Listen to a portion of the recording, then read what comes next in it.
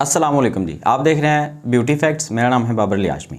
Weight lose को लेके बहुत सारे सवाल आते हैं कि वेट लूज़ किस तरह से हो सकता है। उसके लिए कोई एक्सरसाइज बता दें, कोई अच्छी सी डाइट बता दें, कोई मेडिसिन बता दें जिसके इस्तेमाल से हम अपने वेट को लूज़ कर सकें।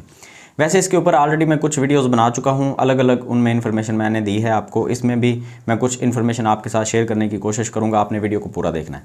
अच्छा, वेट लूज़ करने का जो सबसे आसान तरीका समझा जाता है हमारे पाकिस्तान में, वो ये समझा जाता है कि आप किसी डॉक्टर से रब्ता करें, उससे कोई दवाई लेके आएँ, बाकी अपनी रूटीन आप सारी अपनी मर्ज़ी से चलाएँ और वो दवाई इस्तेमाल करें और आपका वेट लूज़ होना शुरू हो जाए।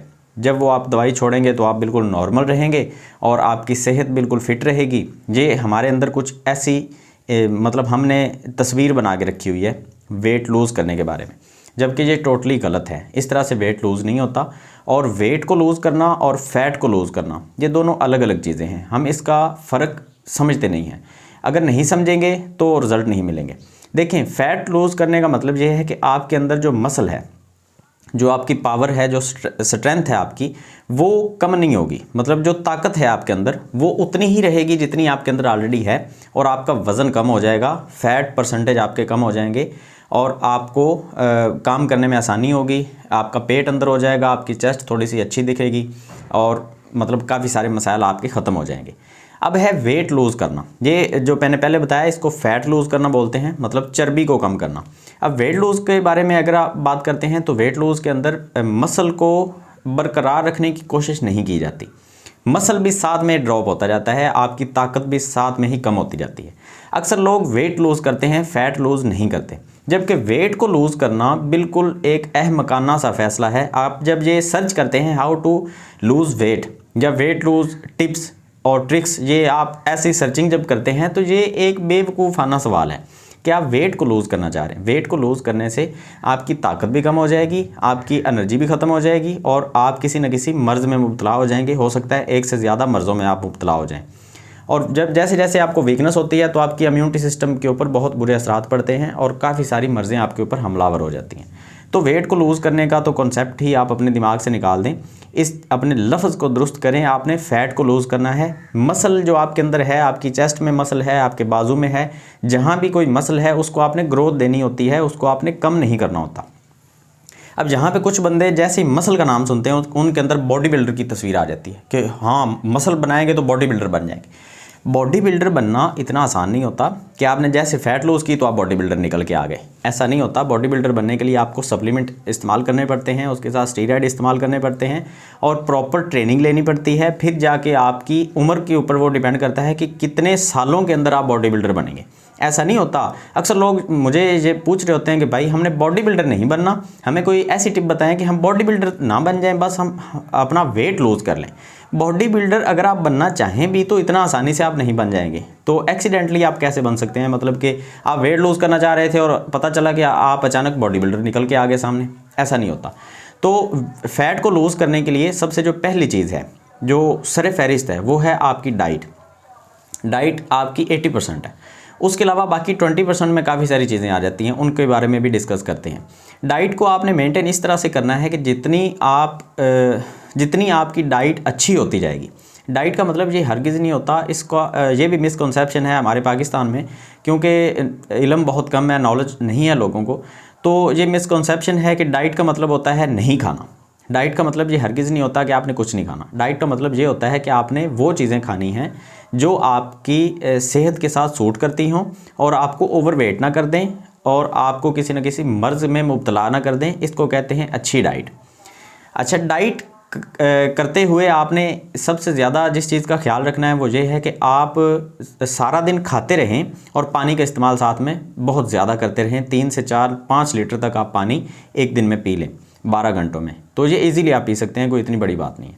पानी का इस्तेमाल अगर आप नहीं करेंगे तो आपकी डाइट आपको उतना फ़ायदा नहीं देगी, तकरीबन 20-25% फ़ायदा देगी। बाकी जो आपका 60% जो फ़ायदा है वो नहीं आपको मिलेगा, जो 80% की रेशो मैंने आपको बताई है। तो सबसे पहले आपने डाइट को मेंटेन करना है। डाइट के ऊपर अलग से एक वीडियो बनाऊंगा, क्योंकि इसी में अगर मैं डाइट बताने लग गया तो वीडियो बहुत ज़्यादा लंबी हो जाएगी। इसमें मैं जस्ट आपका कॉन्सेप्ट क्लियर करने जा रहा हूँ कि डाइट को आपने मेंटेन कर लिया, उसके ऊपर अलग से एक वीडियो आ जाएगी। वहाँ पे मैं आपको सारा बता दूँगा कि वेट को मतलब फ़ैट को लूज़ करने के लिए आप किस तरह की डाइट जो है वो घर में ईज़िली कर सकते हैं। इसके बाद आ जाती है जी 20% की बात अगर हम करते हैं, इसमें आपकी एक्सरसाइज भी आ जाती है, आपके सोने का टाइम भी आ जाता है, आपके उठने का टाइम भी आ जाता है, और इसके अलावा आपकी छोटी छोटी आदतें भी आ जाती हैं जिसको हम डाइट नहीं समझते। हालांकि वो डाइट के अंदर ही होती हैं लेकिन हम उसको डाइट नहीं समझते, जैसे कोल्ड ड्रिंक का इस्तेमाल, सिगरेट नोशी, उसके अलावा चाय बहुत ज़्यादा पीना, या फास्ट फूड भी हम डाइट के अंदर इसको नहीं समझते। ये हमारी बदकिस्मती है कि हमें इन चीज़ों का नॉलेज नहीं है। हालांकि ये सारी की सारी चीज़ें हमारी डाइट के अंदर ही आती हैं क्योंकि हम ये खा रहे होते हैं और इनके असरात हमारी सेहत के ऊपर हो रहे होते हैं।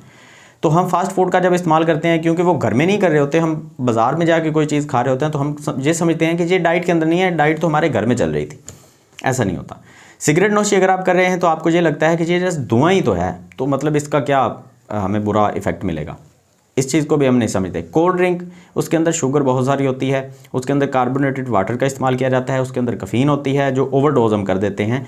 उसके अलावा चाय का इस्तेमाल अगर आप करते हैं, उसके अंदर भी शुगर भी बहुत सारी होती है। चाय आपके कैल्शियम को ख़त्म कर देती है, उसके अलावा उसमें कैफीन भी होती है, निकोटीन भी होती है। तो ये सारी की सारी वो चीज़ें हैं जो आपके वज़न को कम नहीं करने देती, मतलब आपके फ़ैट को लूज़ नहीं होने देती और आपके मसल के अंदर पावर नहीं आने देती। तो ये हमारी डाइट के ये चीज़ें मुखालफ चली जाती हैं। अब सोने का और उठने का जो टाइम मैंने आपके साथ शेयर किया, नेचुरल जो चीज़ें होती हैं उनको फॉलो करने की कोशिश किया करें। अल्लाह ताला ने एक निज़ाम बना के हमें दिया है।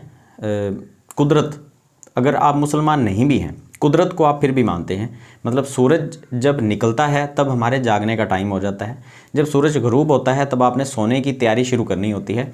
सूरज तकरीबन 6 से 7 बजे के दरमियान अगर ग़रूब होता है तो आपने 7 बजे से लेकर 9 बजे तक 2 घंटों के अंदर अपना काम समेटना है, और समेटने के बाद आपने 9 से 10 बजे के दरमियान में आपने सो जाना है।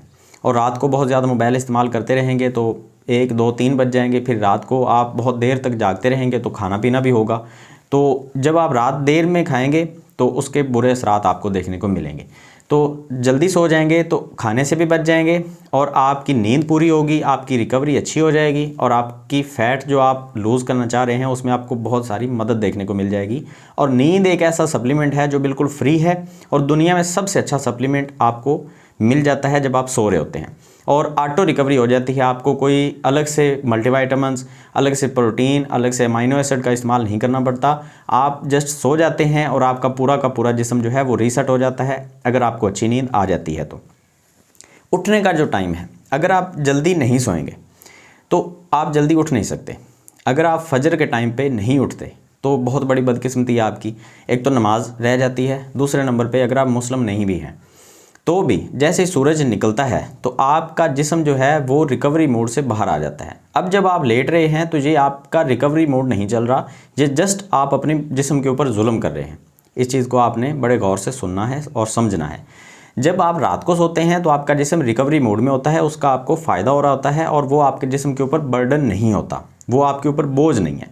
जब आप सुबह सूरज निकलने के बाद सो रहे हैं तब आपके जिस्म के ऊपर उसका बोझ होता है, क्योंकि आपका जिस्म रिकवरी मोड से बाहर आ गया। अब आपके जिस्म को ज़रूरत है चलने फिरने की, थोड़ा बहुत हार्ड वर्क करने की। अगर हार्ड वर्क नहीं भी करते, कुछ सॉफ्ट वर्क भी है, आपका ऑफिस में काम है, तब भी आप अगर सो रहे हैं तो उसकी निस्बत बहुत बेहतर है कि आप उठ के बैठ जाएं, थोड़ा बहुत काम करें, पानी पिएं। और अगर आप सोते रहेंगे आपको भूख सही नहीं लगेगी, आपको प्यास नहीं लगेगी, आपकी डाइट अच्छे तरीके से मेंटेन नहीं रहेगी, तो उसके बहुत बुरे असरात आपको देखने को मिलेंगे। और अगर आप सुबह जल्दी नहीं उठेंगे तो एक्सरसाइज का टाइम भी निकल जाएगा, क्योंकि दिन में बहुत सारे काम होते हैं अक्सर लोगों को, तो दिन में एक्सरसाइज करना थोड़ा सा मुश्किल हो जाता है। तो सुबह जल्दी उठ जाएंगे तो फजर की नमाज के बाद आपके पास 1 से 2 घंटे होते हैं ऑफिस जाने में, स्कूल जाने में, कॉलेज जाने में, काफ़ी सारा आपको टाइम मिल जाता है। तो आप 1 से 2 घंटे के अंदर इजीली घर में भी एक्सरसाइज कर सकते हैं। अगर आपके करीब कहीं जिम है तो आप जिम में भी जाके एक्सरसाइज कर सकते हैं। एक्सरसाइज के ऊपर भी अलग से एक वीडियो बनाऊंगा कि आप घर में अगर करना चाहें तो बिना किसी वेट के, बिना किसी चीज़ के, जस्ट एक आपने चटाई बिछा देनी है और उसके ऊपर आपने जो एक्सरसाइज करनी है उसके ऊपर अलग से आपको एक वीडियो मिल जाएगी। अच्छा, इसके अलावा अब हम बात कर लेते हैं, ये सारी रूटीन को अगर आपने एक्सेप्ट कर लिया, अडॉप्ट कर लिया आपने, आप टाइम से सो जाते हैं, टाइम से उठ जाते हैं, एक्सरसाइज भी कर लेते हैं, डाइट को भी आपने मेंटेन कर लिया। अब कुछ चीज़ें आपको ऐड करनी पड़ती हैं, जैसे मल्टीविटामिन्स के लिए आप फ्रूट का इस्तेमाल कर सकते हैं, सैलड का भी इस्तेमाल कर सकते हैं। आपको बहुत सारे विटामिन्स और मिनरल्स जहाँ से मिल जाएंगे। अगर आप इन चीज़ों का डेली आपको लग रहा है कि आप ठीक से इस्तेमाल नहीं कर सकते, तो फिर आप किसी अच्छी कंपनी के मल्टीविटामिन्स इस्तेमाल कर सकते हैं। ये जो सप्लीमेंट होते हैं ये मेडिसिन नहीं होती। मेडिसिन की तरह दिखते ज़रूर हैं, लेकिन ये मेडिसिन नहीं होती, इनके साइड इफ़ेक्ट नहीं होते। अगर आप प्रेगनेंसी में नहीं हैं, मदर फीडिंग में नहीं हैं, या आपको मेंसेस में कोई प्रॉब्लम नहीं है, पीरियड्स में, तो आप मल्टीविटामिन्स को इस्तेमाल कर सकते हैं डॉक्टर से भी पूछे बिना, अगर आपको किसी विटामिन से एलर्जी नहीं है ऑलरेडी तो इसके अलावा आपको साथ में प्रोटीन ऐड करना पड़ेगा। प्रोटीन आप गोश्त से ले सकते हैं, अंडों से ले सकते हैं, आप सोयाबीन से ले सकते हैं, दूध से भी ले सकते हैं, लेकिन दूध से आप ज़्यादा ना लीजिएगा क्योंकि उसमें फ़ैट और कार्बोहाइड्रेट भी आपको बहुत सारे मिल जाएंगे। लेकिन ये सारी चीज़ों का आप मिक्सचर बना के भी आप प्रोटीन हासिल कर सकते हैं। प्रोटीन एक ऐसी चीज़ है जिसको इस्तेमाल किए बिना आपका वेट लूज़ नहीं होगा। अब इन चीज़ों के अलावा आपको साथ में कुछ ऐसी चीज़ चाहिए जो आपकी भूख की शिद्दत को थोड़ा सा कम कर दें, जैसे ग्रीन टी है या लेमन ग्रास है या कॉफ़ी अगर आप इस्तेमाल करते हैं हफ्ते में 3 से 4 बार और आधा कप आप इस्तेमाल करते हैं, तो उसके इस्तेमाल से आपको कैफ़ीन की एडिक्शन तो नहीं होगी, लेकिन उसके आपको फ़ैट लूज़ करने में बहुत सारे फ़ायदे देखने को मिल जाएंगे। आपका दिमाग बहुत ज़्यादा फ्रेश रहेगा अगर हफ्ते में सिर्फ 3 से 4 बार इस्तेमाल करेंगे, वो भी सिर्फ आधा कप। डोजेज का बहुत ख्याल रखना है, टाइमिंग का बहुत ख्याल रखना है। एक दिन में 3 4 कप मैं पीने की बात नहीं कर रहा, मैं हफ्ते में 2 से 3 या 4 कप मैक्सिमम हफ्ते में कोशिश करें कि 2 से 3 बार से ऊपर ना जाएं, और वो भी सिर्फ आधा कप एक दिन में। तो अगर आप कैफ़ीन का इतना इस्तेमाल करते हैं तो आपको उसके फ़ायदे देखने को मिलेंगे, अदरवाइज़ आपको उसके नुकसान शुरू हो जाएंगे। तो लेमन ग्रास का अगर आप इस्तेमाल करते हैं तो दिन में आप 1 से 2 बार इस्तेमाल कर सकते हैं लेमन ग्रास, इससे ज़्यादा इस्तेमाल ना करें। लेमन ग्रास इस्तेमाल करने से आपको थोड़ी सी खुश्की हो जाएगी। अगर आप ऑलरेडी कॉन्स्टिपेशन के पेशेंट हैं, अगर आपको कब्ज़ का मसला है, तो आप lemon grass, green tea, coffee, इन सब चीज़ों का इस्तेमाल आप नहीं करेंगे। पहले आप डॉक्टर से जाकर रजू करें या किसी हकीम से रब्ता करें। आप पहले अपनी कब्ज़ को मुकम्मल तौर पे ख़त्म करवाएं, उसके बाद आप इन चीज़ों का इस्तेमाल कर सकते हैं। तो वीडियो बहुत ज़्यादा लंबी हो रही है, खैर जितनी इन्फॉर्मेशन मैं दे सकता था इस वीडियो में मैंने आपको दे दी। एक्सरसाइज और डाइट के ऊपर अलग से 2 वीडियोज़ आएंगी जिनमें मैं आपको फ़ैट लूज़ करने के बारे में बता दूंगा कि कौन से एक्सरसाइज कर सकते हैं आप घर में, लड़कियां भी कर सकती हैं और लड़के भी कर सकते हैं। उसके अलावा जो डाइट है उसके ऊपर अलग से एक वीडियो आएगी, उसमें मैं मुकम्मल आपको समझा दूंगा कि सुबह से लेकर शाम तक आप कौन कौन सी चीज़ें इस्तेमाल करेंगे। उसमें मैं सारा आपको एक जो डेली का पैकेज है वो आपको समझा दूंगा कि कौन कौन सी चीज़ें आप इस्तेमाल करके बहुत आसानी से, हम उसमें कोई ऐसी चीज़ का जिक्र नहीं करेंगे जो आपको बाज़ार से ना मिलती हो या पाकिस्तान में आपको वो इस्तेमाल करनी मुश्किल हो जाए। मैं मतलब सिंपल मेथड में आपको वो चीज़ें समझा दूंगा, तो इस्तेमाल करके आप काफ़ी हद तक अपना फ़ैट को लूज़ कर सकते हैं। तो अगर वीडियो अच्छी लगी है तो इसको लाइक कर दें, अगर आप चैनल पर नए थे तो चैनल को सब्सक्राइब कर दें ताकि जब मैं 2 वीडियो वो अपलोड करूँ तो आपको उनका नोटिफिकेशन मिल जाए। तो मिलते हैं नेक्स्ट वीडियो में, दुआ में याद रखें। अल्लाह हाफिज़।